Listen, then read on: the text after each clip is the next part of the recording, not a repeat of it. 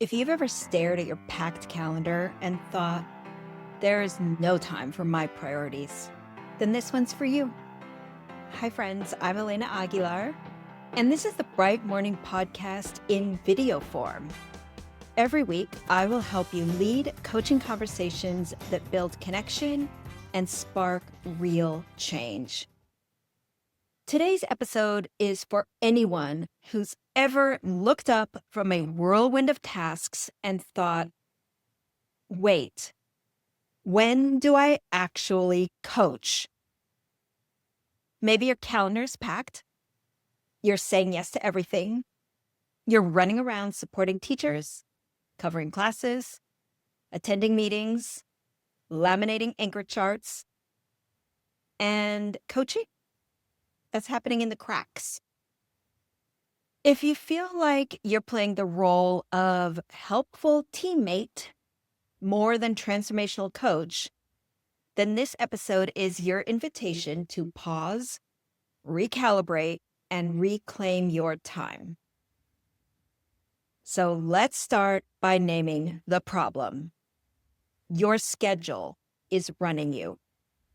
You didn't design it, you inherited it, or you just started reacting to needs as they popped up.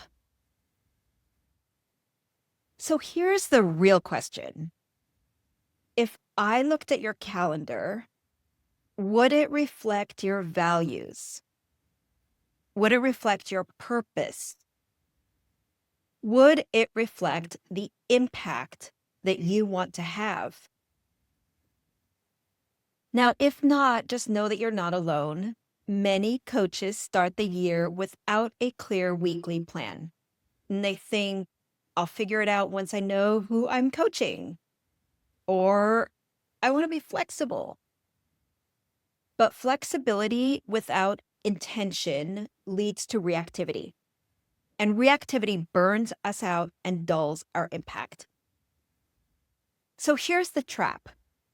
We think that being helpful means being available. We think that saying yes means being supportive. We confuse productivity with effectiveness. So we fill our days responding to everyone else's priorities at the cost of our own. And I have seen this over and over. Amazing coaches doing all the things for everyone else, and then wondering why they are exhausted and not seeing growth. So the answer isn't more hours. It's more alignment. Let me tell you about a story in my first year as a coach. I was everywhere. I made copies. I put up bulletin boards. I sat in on just about every meeting. I translated for parents, and I created lesson plans late into the night. I was really busy. Some teachers liked me, but I didn't feel like a coach. And worse, I didn't feel like I was making the impact I wanted to. One day I sat down and I looked at how I spent my week. And I saw how little time was actually devoted to the coaching cycle, to planning, observing, debriefing, and reflection. And there was even less time for my learning and my growth. So I did something that changed everything. I started by creating an ideal weekly schedule. And I built in time for actual coaching, and time to plan, and time to reflect, and time to meet with my principal. And I shared that schedule. I got feedback and I revised it, and then I committed to it. And within about 2 weeks, everything shifted. I had so much more energy. My conversations were way more impactful, and I felt like a coach. If you are ready to take back your time, then I want to encourage you to dive into our skill session called Determining Your Weekly Schedule, and you'll find that in the Coach Learning Library. So in this skill session, you will learn how to design a schedule that reflects your values and your purpose. You'll also learn what the highest leverage coaching activities really are. You'll learn how to navigate unknowns, like not knowing who you're coaching yet. That can be a really common one at the beginning of the year. And you'll also learn how to communicate your schedule and defend your schedule with your principal. So this skill session in the Coach Learning Library also gives you sample site-based and central office schedules, which can help you think about your own or maybe inspire your own schedule. I want to be really clear about something. This skill session is not about time management. It's about energy alignment, and it will transform how you show up as a coach.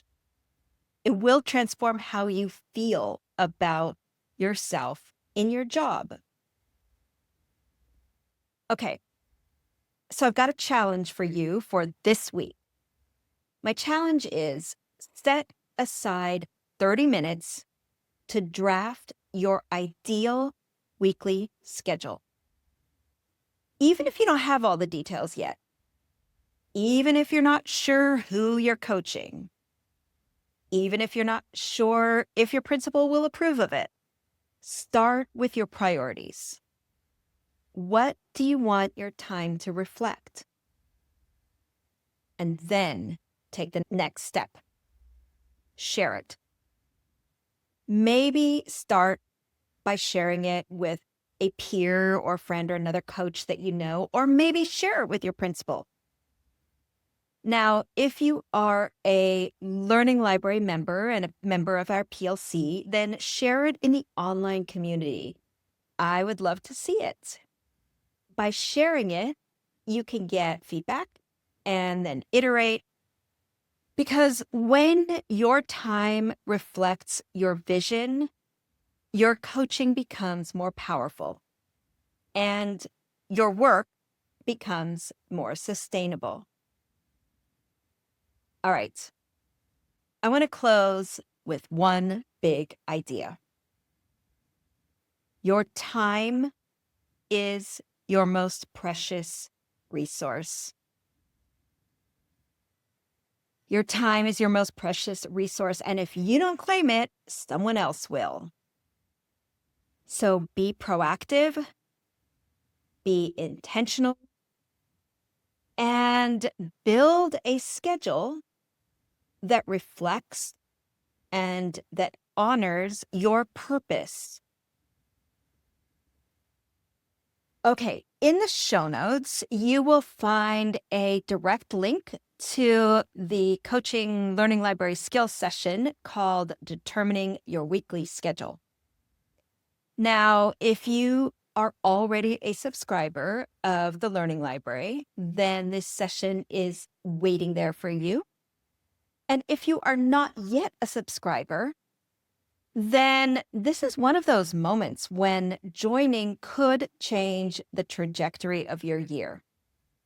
In the Learning Library, you get to have my guidance on demand, and you also get a community of folks to practice and problem solve with every month, all year long.